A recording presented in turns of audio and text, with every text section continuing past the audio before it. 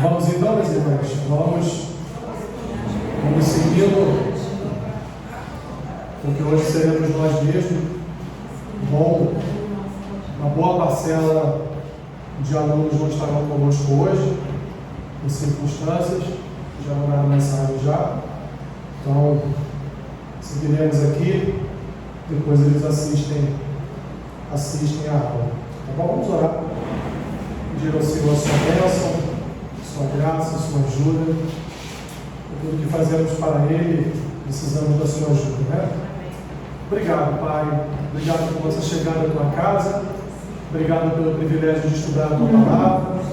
Obrigado, Senhor, pela comunhão da tua igreja. Obrigado pela presença das minhas irmãs e dos meus irmãos. Que tu venhas sobre nós nesta noite, nos ensinando a tua palavra, Senhor, nos levando à compreensão a respeito de tão importante tema que trataremos aqui nesta noite. Abençoa-nos, Senhor, é o que te pedimos em nome de Jesus. Amém. Amém. Vamos então seguir em frente. Hoje eu quero falar com vocês a respeito do Deus Trino, que são os capítulos 10 e 11 do livro de vocês. Quero aqui, de uma forma panorâmica, poder expressar e entender junto com vocês aquilo que, na nossa condição natural, é algo que não dá para compreender, né? Não dá para entender na nossa mente finita, limitada. Não poderemos compreender o mistério da Trindade, como um só Deus ao mesmo tempo está ali descrito em três pessoas, né? É uma questão, portanto, de fé, é uma questão não tanto racional, porque dentro da nossa racionalidade não há como compreender como Deus pode, como uma pessoa pode ser ao mesmo tempo três, né? Mas nós vamos procurar, dentro da nossa limitação humana, compreender aquilo que vários e vários mestres da teologia já nos ensinaram ao longo da caminhada, ao longo da história da igreja. Então, assim, para início de conversa, como sempre, eu já faço uma pergunta, né?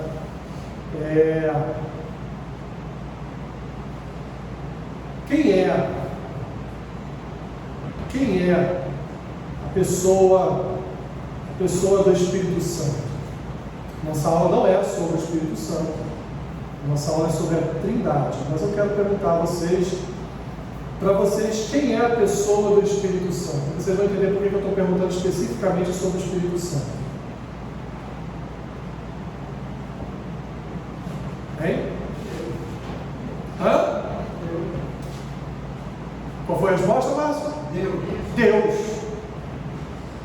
Nós temos a tendência de olhar para Deus como Deus Pai, olhar para o Filho, Jesus, como Deus, o Deus Filho, e olhamos para o Espírito Santo não tanto com esse pensamento de que o Espírito Santo é Deus.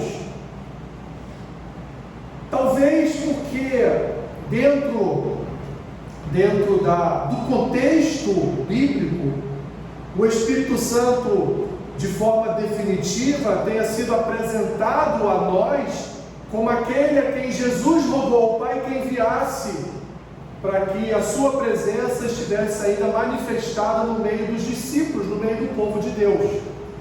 E aí a gente tem essa tendência de achar, parece que o Espírito Santo é um serviçal de Cristo e de Deus, né? É essa a impressão que dá, que o Espírito Santo ele é um agente da vontade de Deus e da vontade do Espírito, da vontade do Filho. Mas o Espírito Santo, igreja, ele é Deus. Ele é a presença de Deus na terra. Ele é a presença de Deus em nós. Ele é a presença do Pai, ele é a presença do Filho e ele é a própria presença em nós. Então, assim, para início de conversa, nós temos que tirar do nosso coração essa tendência que nós temos de imaginar que o Espírito Santo é um enviado de Deus, é um Espírito enviado de Deus. Não, o Espírito Santo é o Espírito de Deus. Quando Jesus roga ao Pai que envia o Consolador, o que Jesus está dizendo é: Senhor, que a tua presença continue no meio deles, porque eu estou partindo, mas a tua presença é necessária no meio deles, para conforto, para consolo, para que eles continuem a reverberar aquilo que eu passei 3 anos ensinando a eles, que é o Evangelho, para que eles tenham intrepidez, coragem, para que tenham o fogo do Evangelho em seus corações. Tudo isso só seria possível se a presença de Deus ainda fosse manifestada na terra. E ela é manifestada através de quem? Através do Espírito. E quem é o Espírito? O Espírito é Deus. Então a melhor resposta para quando perguntamos quem é o Espírito é: o Espírito é meu amiguinho, o Espírito é alguém a quem eu recorro nos momentos. Não, o Espírito Santo, ele é Deus. Ele é Deus presente na terra.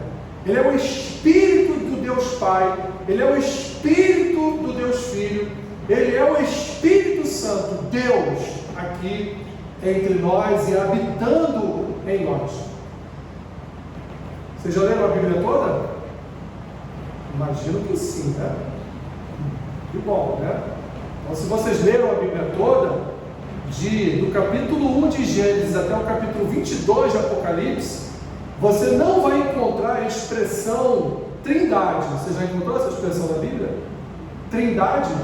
Você nunca viu essa palavra na Bíblia, porque ela não é uma expressão bíblica, embora ela tenha sido extraída da Bíblia.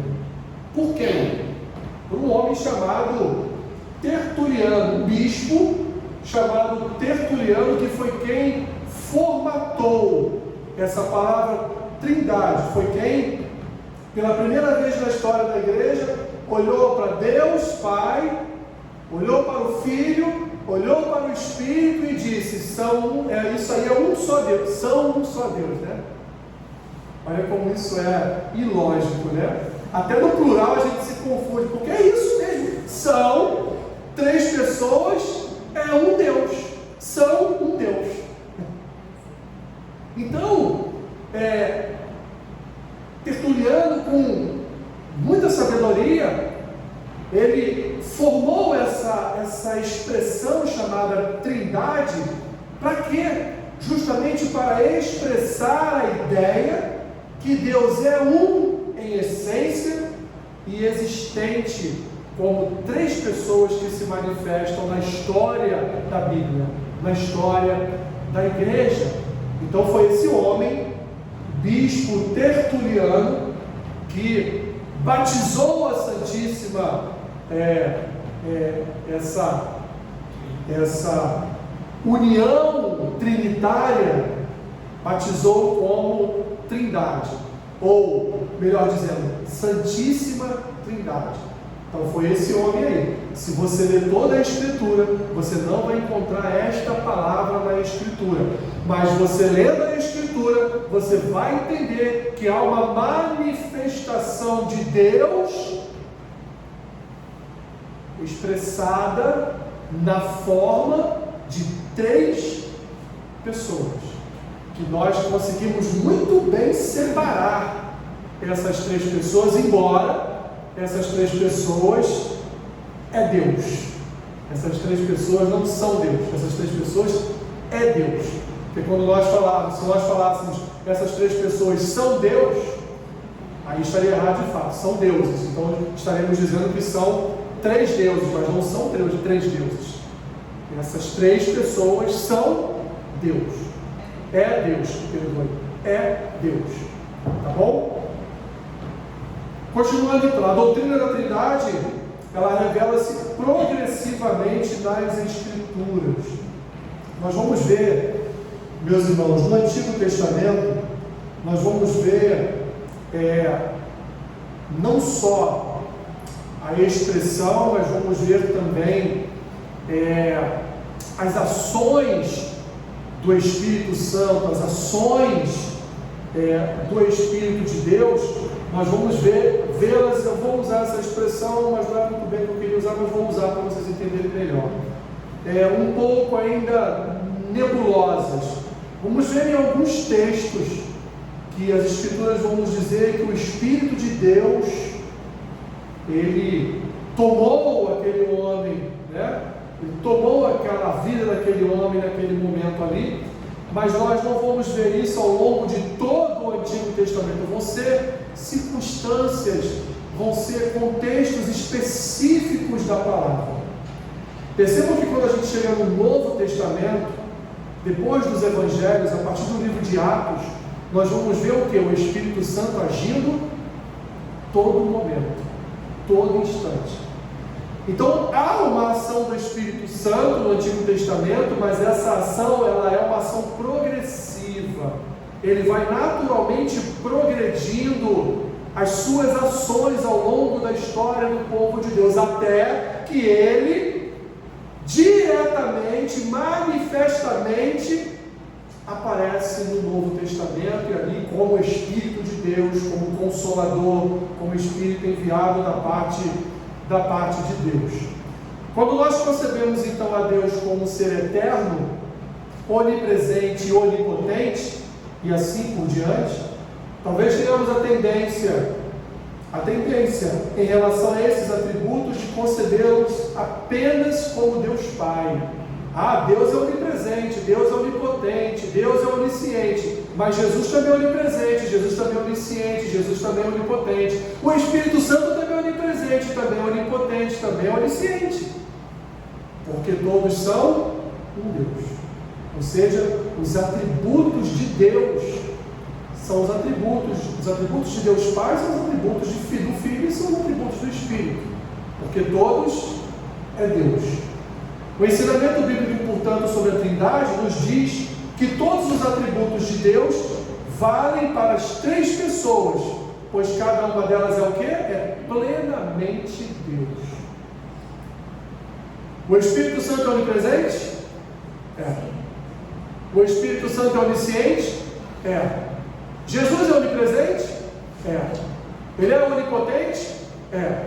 O Pai é onipresente? É. O Espírito Santo é eterno? É. O Pai é eterno? É. Jesus é eterno? É. Por quê? Porque eles é Deus. Estranho isso, né? Eles é Deus. A doutrina da Trindade revela-se progressivamente nas Escrituras. Continuando aí. Podemos definir a doutrina da Trindade do seguinte modo: Deus existe eternamente como três pessoas: o Pai, o Filho e o Espírito Santo. E cada pessoa é plenamente Deus. E existe um só Deus. Existem eternamente. Deus é eterno, portanto, o Pai, o Filho e o Espírito são eternos. Eles são plenamente Deus, não é isso? São plenamente Deus, cada pessoa é Deus, cada pessoa é plenamente Deus, e portanto nessa equação temos como resultado que eles são o quê? Existe só um só Deus. Tá? A revelação parcial do Antigo Testamento. Como eu disse já para vocês, a palavra Trindade não se encontra na Bíblia, embora a ideia representada pela palavra seja ensinada em muitos trechos. Trindade significa triunidade, ou três em unidade, 3 em 1. O famoso 3 em 1 aí, igual aquele 3 em 1 que você tinha na sua casa lá uns 20 anos atrás, lembra? Lá do 3 em 1, vinil, fita cassete e CD, não é? Era lá o famoso 3 em 1.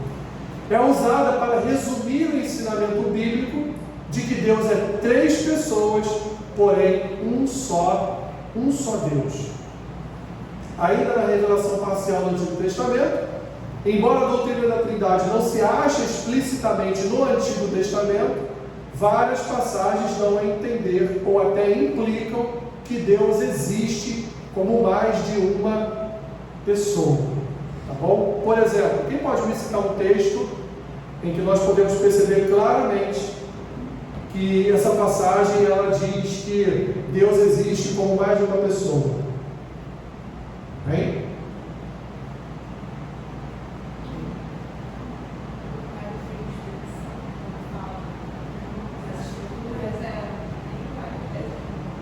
Então, mas cite um texto do Antigo Testamento que expresse essa triunidade, que expresse que não havia só uma pessoa ali naquele momento, havia outras pessoas. Antigo de Jesus? Foi? Do Antigo Testamento. Do Antigo Testamento. Façamos o homem nossa imagem conforme nossa semelhança. Façamos. Ué, mas não é Deus que está fazendo? Que estão de façamos? Quem está ali? Quem está participando disso? Ali estavam quem? O Pai, o Filho e o Espírito. Façamos o homem conforme a nossa imagem, a nossa semelhança. Não a minha imagem, a minha semelhança, mas a nossa semelhança e imagem. Façamos. É um texto que representa a presença trinitária. 2. A revelação mais completa da Trindade no Novo Testamento. Aquilo que eu falei para vocês. No Novo Testamento a gente vê o quê? A gente vê uma revelação mais completa. A gente vê, é mais nítido para nós a presença, principalmente do Espírito Santo. No Novo Testamento entramos na história da vinda do Filho de Deus à Terra. Era de esperar que esse grande acontecimento se fizesse acompanhar de ensinamentos mais explícitos sobre a natureza trinitária de Deus. E de fato é isso que encontramos. São várias passagens em que as três pessoas da Trindade são mencionadas juntas. Tem uma passagem aí? Márcio falou de uma passagem, é o batismo de Jesus. Jesus ali é batizado por João Batista, e o que desce sobre ele? O Espírito Santo na forma de uma pomba. E logo depois o que acontece? Uma voz que vem do céu: esse é meu filho amado, em quem tem prazer, em quem me comprazo, em quem tem alegria, em quem me regozijo. Então vemos ali o que? A ação trinitária, vemos os três ali juntos. E aquele que estava se batizando era Deus. Aquele que desce na forma de uma pomba era Deus. E a voz que vem do céu era Deus. Oh meu Deus, que coisa difícil de entender. Mas é isso. Não é para você entender, é para você crer. Vai explicar isso ao leigo. Vai explicar isso ao leigo, né? 3 declarações que resumem o ensino bíblico. Em certo sentido, a doutrina da Trindade é um mistério que jamais seremos capazes de entender plenamente. Podemos, todavia, compreender parte da sua verdade, resumindo o ensinamento das Escrituras em 3 declarações. A primeira: Deus é 3 pessoas. Mais ou menos, né? Dá para compreender mais ou menos. Deus é 3 pessoas. B. Cada pessoa é plenamente Deus. E C. Há só um Deus. A primeira expressão, Deus é 3 pessoas. O fato de ser Deus 3 pessoas significa que o Pai não é o Filho. O Pai não é o Filho. São pessoas distintas. O Pai é o Pai. O Filho é o Filho. Significa também que o Pai não é o Espírito Santo. Por quê? Porque são pessoas distintas também. O Pai é o Pai. O Espírito Santo é o Espírito Santo, né? E por fim significa que o Filho não é o Espírito Santo, porque também são pessoas distintas, porque o Filho é o Filho e o Espírito Santo é o Espírito Santo. Deu para entender? Não. É uma questão de crer.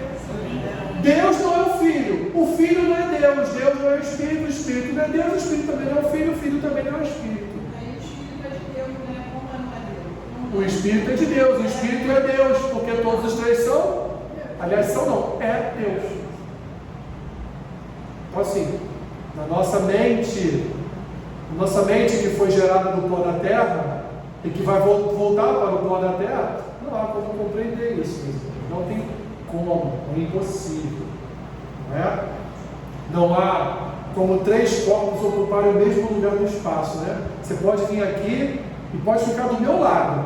Você pode ficar coladinho em mim, mas eu vou estar no meu espaço, você no seu, e a outra pessoa no dela. Não tem como ela estar no meu espaço. Ainda que ela venha e suba nos meus ombros e fique de pé nos meus ombros, ela não vai estar no meu espaço, ela vai estar ocupando um novo espaço. Mas a Trindade não é assim, eles ocupam o mesmo espaço, o mesmo território, porque afinal de contas eles é uma pessoa. E o fato de a gente não compreender isso é mais um mistério de Deus, ele sabe que a gente não compreende, nem vai compreender. Lógico, com certeza. Mais um mistério, não? Com certeza. Mais um mistério. Né? Por quê? Seria muito fácil Deus proporcionar sempre algo que nós venhamos a entender e nunca buscar um entendimento oriundo de uma fé, oriundo de um crer. Então, muitas coisas das Escrituras nós não vamos entender racionalmente, mas nós vamos compreender pelo elemento fé. Eu tenho fé, eu creio que a Trindade é isso. Eu creio que Deus Pai é Deus, Jesus é Deus, o Espírito Santo é Deus. Racionalmente eu compreendo? Não, mas é uma questão de fé. Eu creio que só há um Deus, porque senão nós estaremos aí entrando no politeísmo, né? Vou adorar o Deus Pai, que é o Criador, né? Não é assim que as pessoas dividem? Mas Paulo em Colossenses diz que Jesus estava lá realizando atos de criação. Então como eu posso dizer que Deus é o Deus Criador? Deus é o Deus Criador, mas o Filho também estava na criação. O Espírito não estava parando sobre... E como o Espírito não estava na criação? Então todos estavam na criação, todos criaram, todos foram agentes da criação. Deus criou todas as coisas, mas esse Deus que criou todas as coisas compreende o Pai, o Filho e o Espírito Santo. Não há como Deus Pai, o Criador, Deus Filho, o Salvador e Deus Espírito Santo, o Consolador. De fato é, sim, mas o Pai, ele também é o Salvador, porque afinal de contas ele enviou o Filho para salvar. O Espírito também é Salvador, porque afinal de contas, só com o Espírito Santo mesmo em sua vida é que Jesus, como homem, conseguiria se permitir aquela cruz e sofrer o que ele sofreu. E detalhe, quem o ressuscitou foi quem? O Espírito Santo. E da mesma forma o Filho, ele também, além de ser o Salvador, ele também é o Criador, como Paulo diz em Colossenses, ele criou inclusive principados e potestades. E não só isso, ele também consola, ele também conforta, porque afinal de contas ele é o mediador entre nós e o Senhor, entre nós e o Pai. 2. Cada pessoa é plenamente Deus. As Escrituras dão farto testemunho de que cada pessoa é plenamente Deus. Primeiro, Deus Pai é claramente Deus. Tem dúvidas disso? Não. Isso se evidencia desde o primeiro versículo da Bíblia, no qual Deus cria o céu e a terra. É evidente em todo o Antigo Testamento, em todo o Antigo e Novo Testamento, nos quais Deus Pai é retratado nitidamente como o Senhor soberano de tudo, e onde Jesus ora ao seu Pai Celeste, inclusive, né? Também o Filho é plenamente Deus.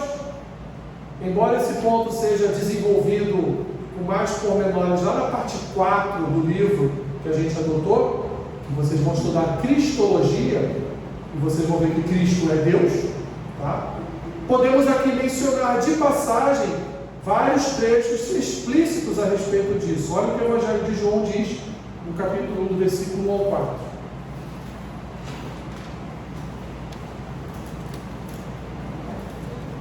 Por que João diz isso? Porque já existia em seu tempo estava entrando sorrateiramente nas igrejas uma heresia chamada gnosticismo. E uma das ramificações do gnosticismo era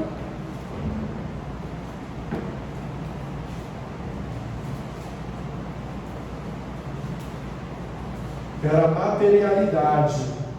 Ou seja, o gnóstico, ele cria que Jesus, o homem Jesus, não era Deus. Então o que João faz? João inicia o seu evangelho dando uma resposta a essa heresia. O que ele diz? No princípio era o verbo estava com Deus, o verbo era Deus. Ele estava no princípio com quem? Com Deus. Todas as coisas foram feitas por intermédio de quem? Dele. E sem ele, nada do que foi feito se fez. A vida estava nele, e a vida era a luz dos homens. Quem era a luz dos homens? Jesus. Jesus não se autoproclamou como a luz do mundo? Eu sou a luz do mundo. Ele vai falar aqui no Evangelho de João mais à frente, lá nos capítulos 6, 7 e 8. Ele vai se autodenominar como a luz do mundo, aquele que trouxe um iluminar no coração do homem, um reconhecimento do quão pecador nós somos, iluminando o nosso coração para reconhecer essa nossa limitação, essa nossa condição de pecador. Então, João está dando uma resposta aos gnósticos. Não, esse homem que está aqui andando, que andou entre vocês, este homem era Deus, este homem era o Verbo, ele estava com Deus, ele era Deus, e ele veio e se fez luz dos homens.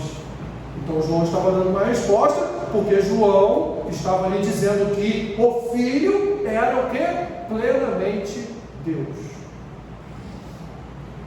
E por último, além disso, o Espírito Santo é também plenamente Deus. Uma vez que entendamos que Deus Pai e Deus Filho são plenamente Deus, então as expressões trinitárias em versículos como Mateus 28, 19, o que diz aqui: batizando-os em nome do Pai, do Filho e do Espírito Santo. Isso aqui é o que? O comissionamento, né? A grande missão que Jesus impôs à igreja: ide por todo mundo, pregar o evangelho a toda criatura, e no fim, vai, batize-os, em nome de quem? Em nome de Deus e do Filho? Não, em nome do Pai, em nome do Filho e em nome do Espírito Santo. Ou seja, é um batismo trinitário, onde Deus se faz presente por completo. Se revestem de relevância para a doutrina do Espírito Santo, pois mostram que o Espírito Santo está classificado no mesmo nível do Pai e do Filho. Lembra a primeira pergunta que eu fiz a vocês? Quem é o Espírito Santo? Porque temos a tendência natural de rebaixar o Espírito Santo, de colocar o Espírito Santo numa prateleira desigual em relação a Deus, em relação a Jesus. Mas não, o Espírito Santo, ele é Deus, ele está no mesmo nível do Pai e do Filho, ele é Deus. Ok? Dúvidas? Dúvidas racionais? Que outro tipo de dúvida eu não posso esclarecer, só as racionais.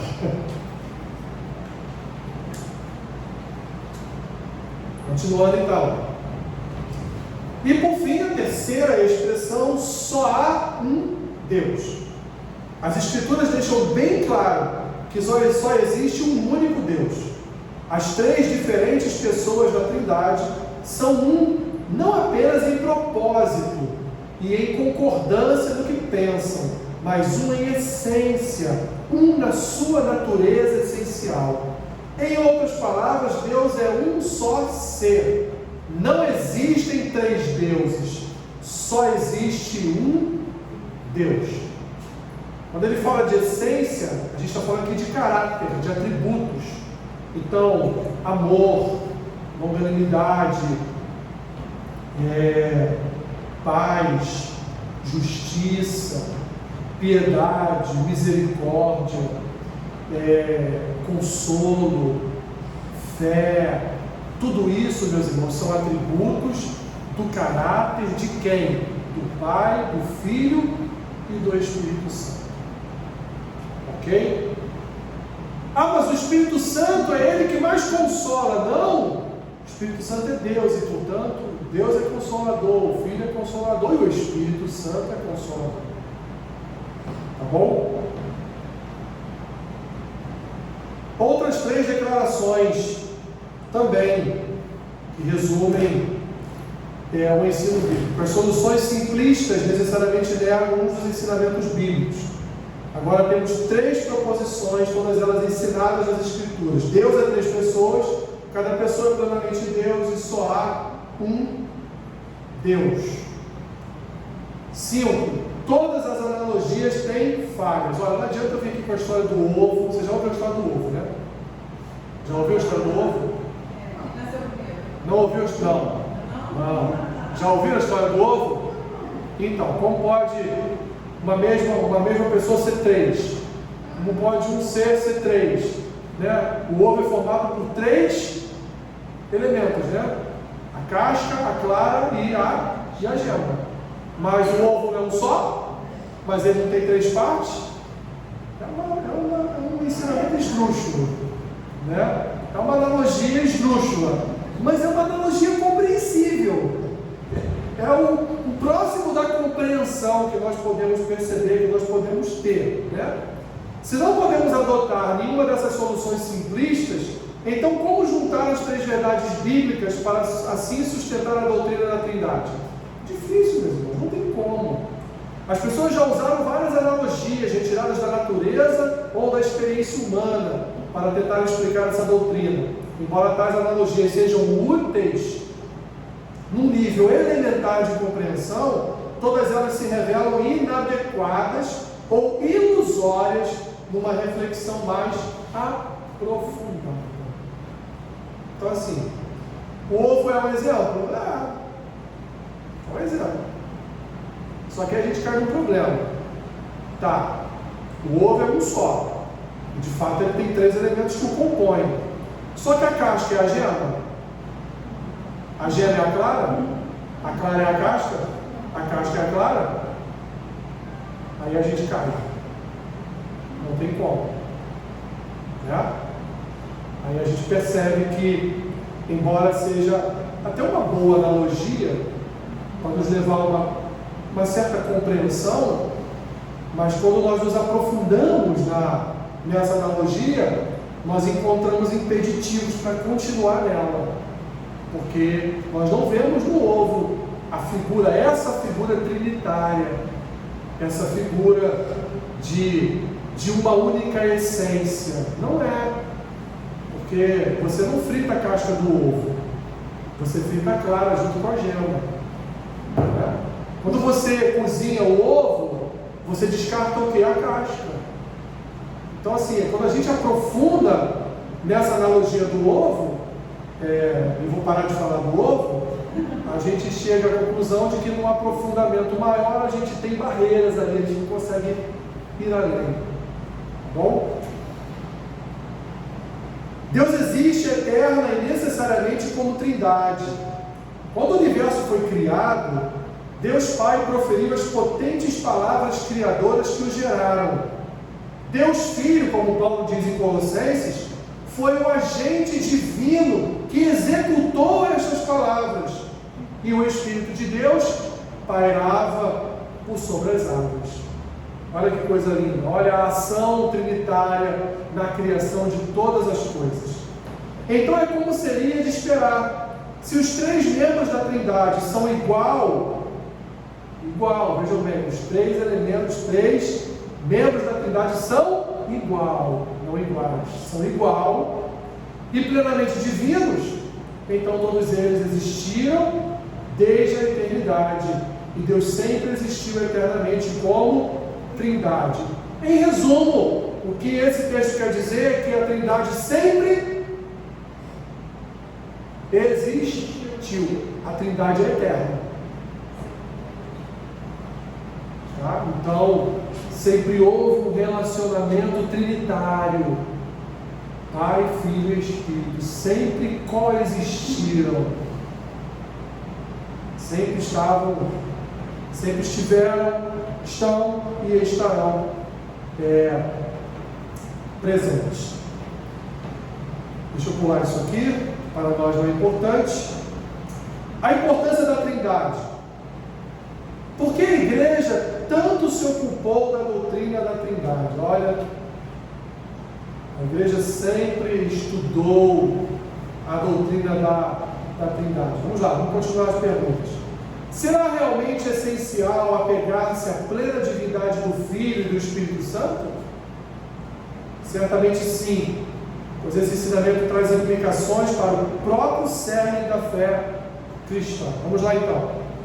Em primeiro lugar, está em jogo a expiação. Em segundo lugar, a justificação somente pela fé fica ameaçada quando nós fazemos o que? Negamos a plena divindade do Filho. Então, se o Filho, ele não é Deus, então nós não fomos justificados na sua morte. Os nossos pecados não foram expiados na cruz. Não andamos em novidade de vida por conta da sua ressurreição, porque se Jesus não é Deus, então todo o seu sacrifício foi em vão. Como Paulo diz em 1 Coríntios, se Cristo não ressuscitou, ou seja, se Ele não provou plenamente a sua divindade, então vai a nossa fé. Por que eu estou pregando? Por que eu estou falando disso? Se afinal de contas foi só um homem, mais um homem na terra que morreu. Mas não, Cristo é Deus. Em terceiro lugar, se Jesus não é o Deus infinito, será que devemos nos dirigir a Ele em oração ou adorá-lo? Então será só um homem? Por que então que eu busco Ele em oração?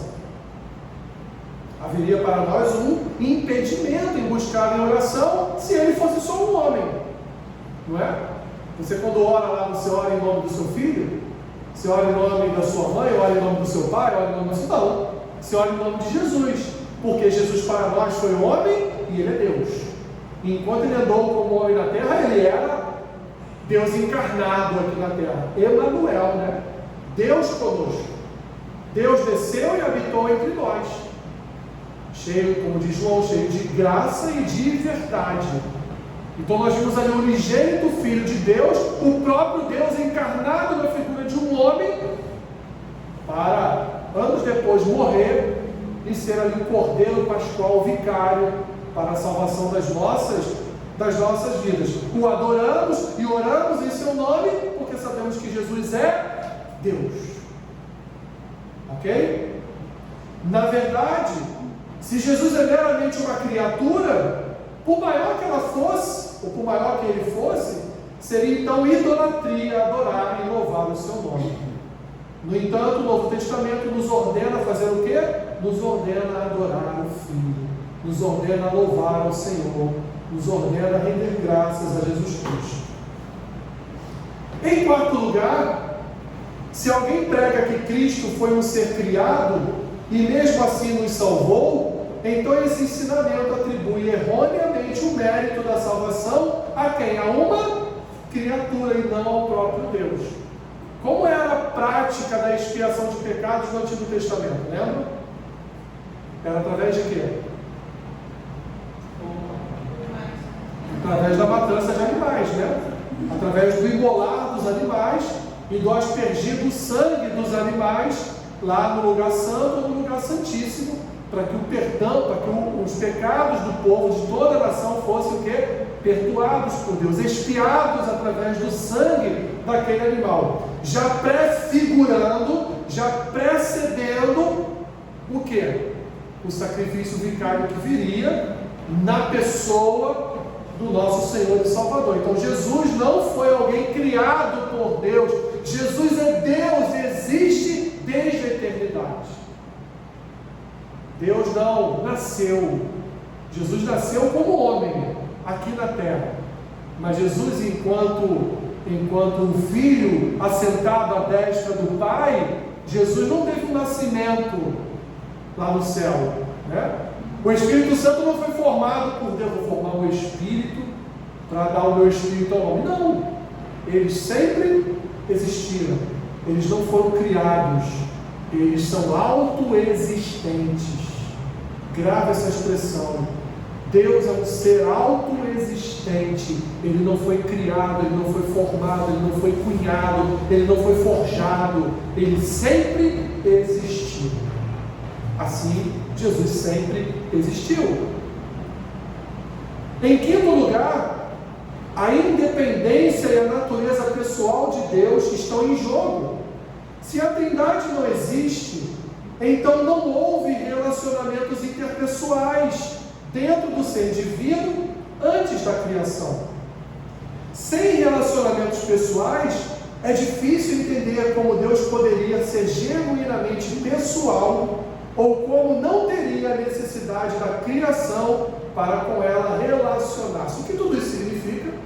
Que o Senhor já tinha a experiência de um relacionamento trinitário. Havia um relacionamento entre o Pai, o Filho e o Espírito. E Deus, então, Ele transporta esse relacionamento divino para o seu relacionamento com o homem. O que Deus quer? Deus quer o mesmo relacionamento que Ele tem com o Filho e com o Espírito. Ele também quer ter com cada um de nós. Olha que lindo isso, meus irmãos. Nós não somos parte da Trindade. Nós não somos Deus.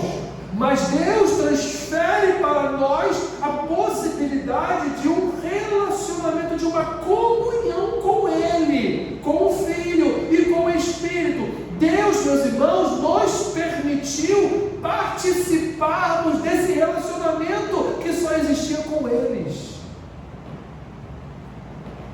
Percebe agora que quando a gente ora, a gente se envolve no relacionamento trinitário. Quando a gente ora, Maria, a gente está se relacionando com o Pai, com o Filho e com o Espírito. Quando a gente ora, a gente está dizendo para Deus: abre uma brechinha aí nesse triângulo aí para eu entrar e me relacionar com vocês.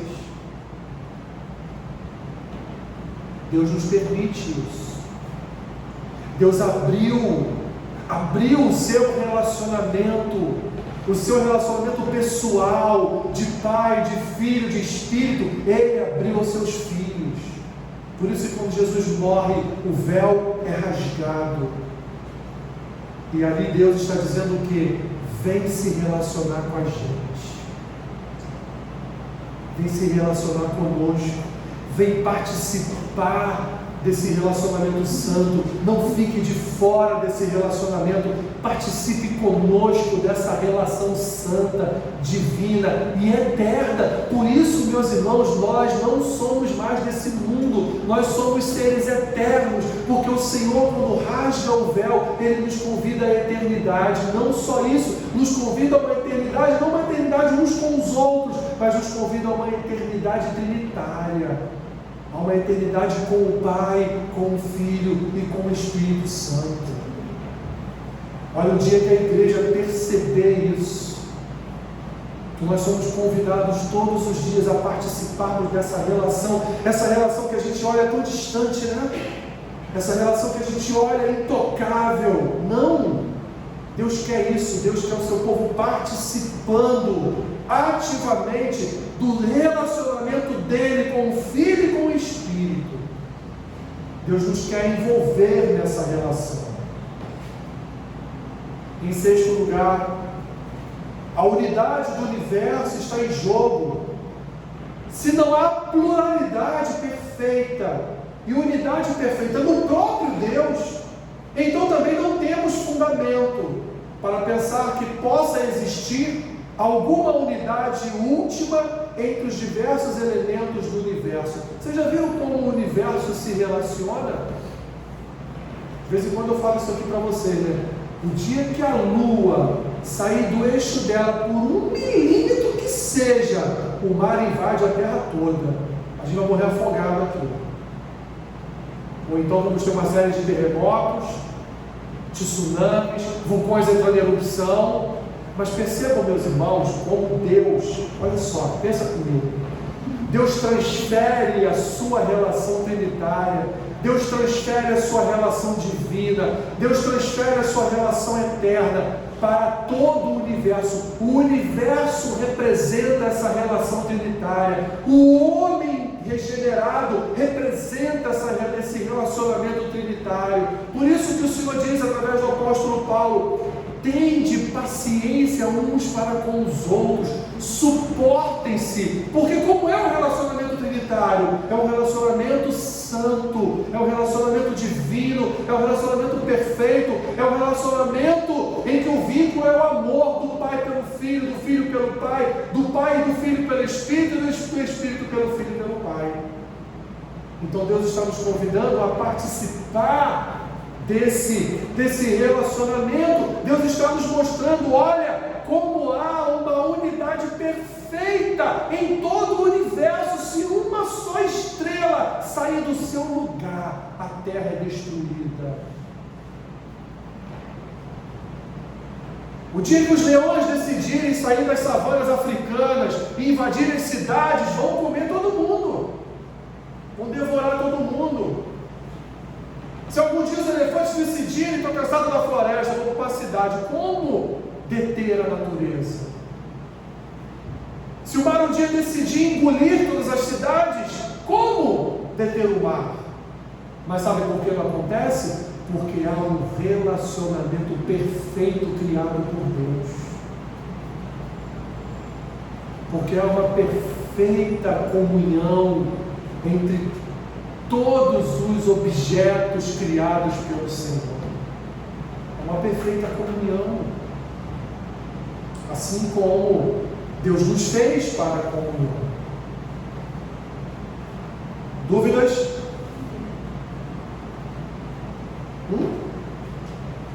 Não?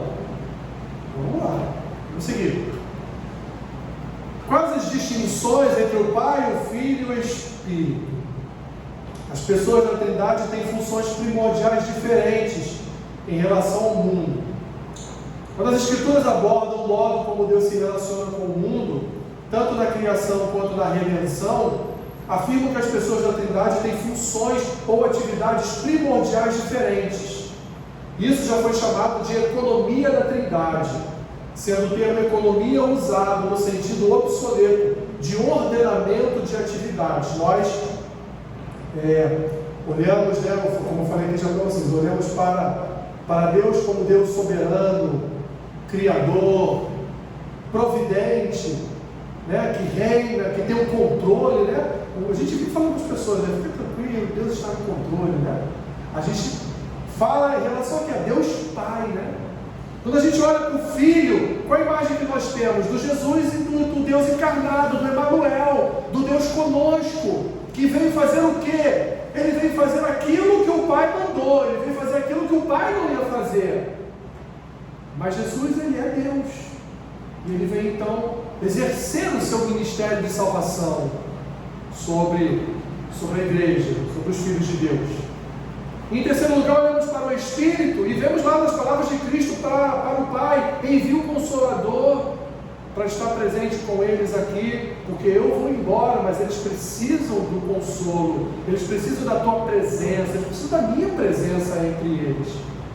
E o Espírito Santo, então, nós olhamos, né? Quando nós vamos num velório, num sepultamento, quando a gente manifesta por uma mensagem a alguém o nosso sentimento pelo falecimento de uma pessoa querida, né? O que a gente fala? Que o Espírito Santo Consolador venha consolar. A gente nunca fala que Jesus venha consolar, né? Porque está na nossa mente arraigado mesmo o consolo do Espírito, não é? Mas Jesus em nenhum momento disse que era para invocarmos o Espírito nos momentos de sepultamento como consolo. Não é? Não era esse o consolo que Jesus queria dizer. Jesus queria falar da presença de Deus aqui entre nós através do seu Espírito. Mas nós usamos o consolo do Espírito para ser um consolo no momento de dor. Mas porque a gente assimila o Pai e Deus o Espírito. Exatamente. Quem está próximo aqui é o Espírito, mas é Deus também. É Deus. Né? Então a gente pode pedir a Deus o consolo, pedir a Jesus o consolo e pedir ao Espírito o consolo.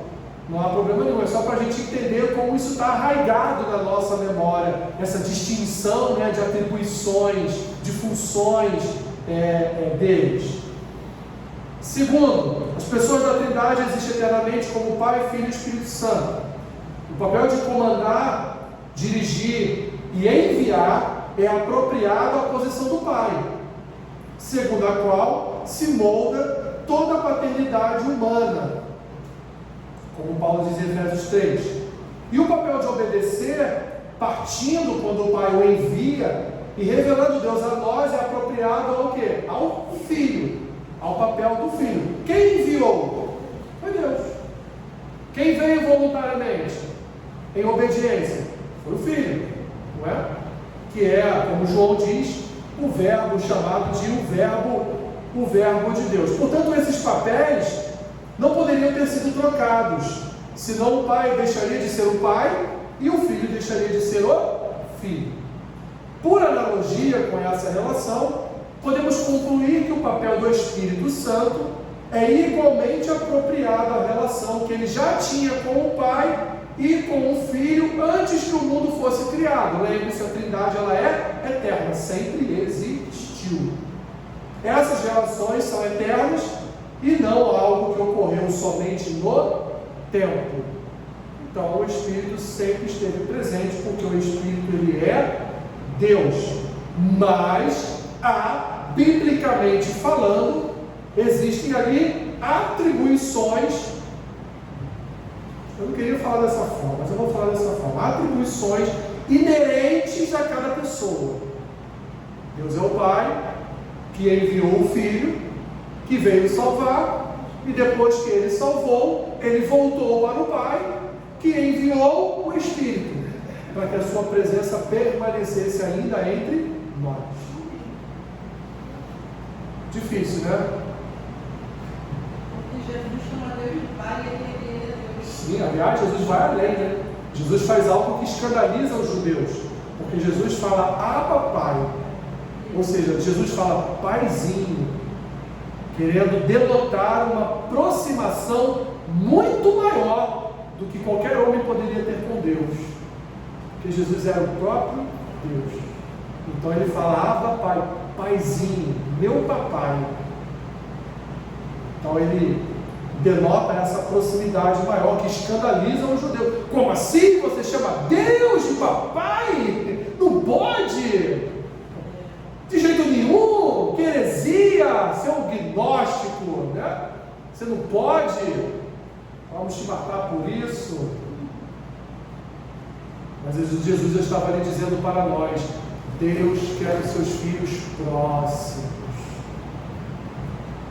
Jesus não disse para em nossas orações falarmos, paizinho, papaizinho. Não foi isso que ele disse. Ele disse que em nossas orações nós devemos nos achegar ao nosso Pai, ao que nos criou, ao que nos sustenta, ao que guia os nossos passos. Proximidade, intimidade com o Pai, algo que só o Filho, né? O Filho, com quem mais o Filho tem intimidade, se não com o seu pai e com a sua mãe? O filho que não tem mais intimidade com o pai e com a mãe do que com um amigo da rua, tem algo errado, não é? Então o que Jesus está dizendo é: o filho tem mais proximidade com o pai, tem mais intimidade com o pai.